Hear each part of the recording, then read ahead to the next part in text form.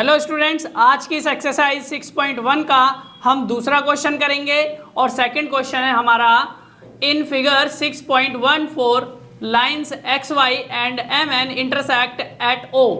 तो यहाँ पर ये हमारे पास फिगर दे रखा है 6.14।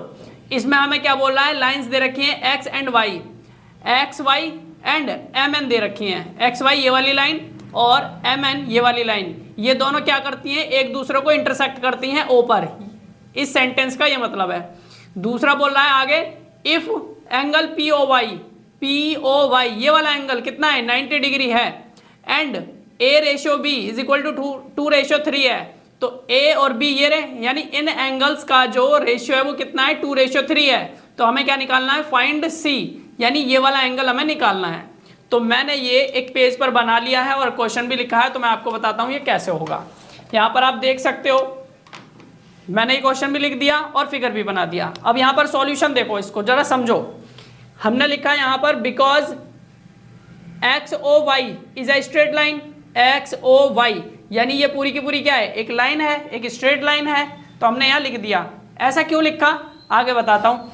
देयरफॉर, इसलिए angle B plus angle A plus P O Y 180 degree हो जाएगा।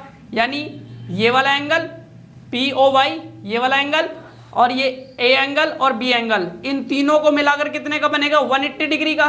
क्योंकि ये जो एंगल्स बने हुए हैं एक ही लाइन पर बने हुए हैं, एक ही पॉइंट पे बने हुए हैं। एक ही लाइन के एक ही पॉइंट पे बना हुआ एक तरफ का जो एंगल होता है 180 डिग्री का होता है पूरा।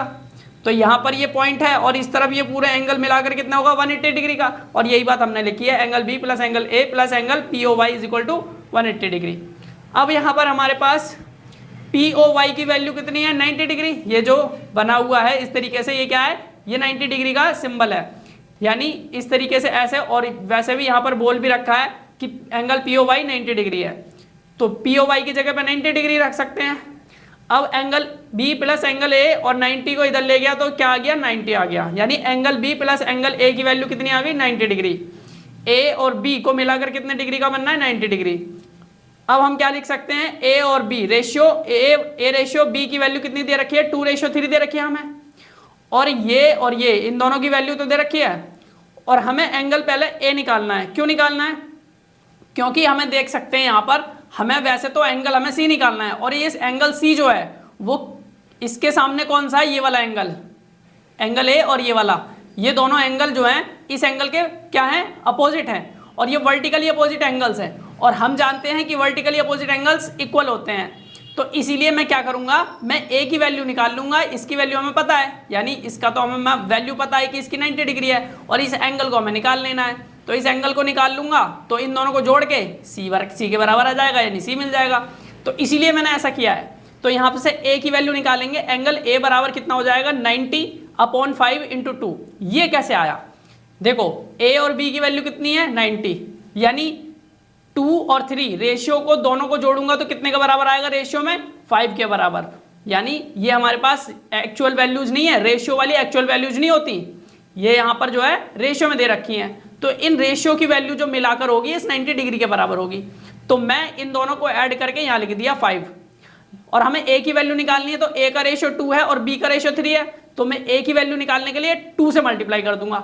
अगर हमें बी की वैल्यू निकालनी होती तो हम यहाँ 3 से मल्टीप्लाई करते, इसको 5 से डिवाइड करते, 3 से मल्टीप्लाई करते। लेकिन हमें ए की वैल्यू निकालनी है, एंगल ए निकालना है, तो हम इस 90 को 5 से डिवाइड करेंगे और 2 से मल्टीप्लाई करेंगे।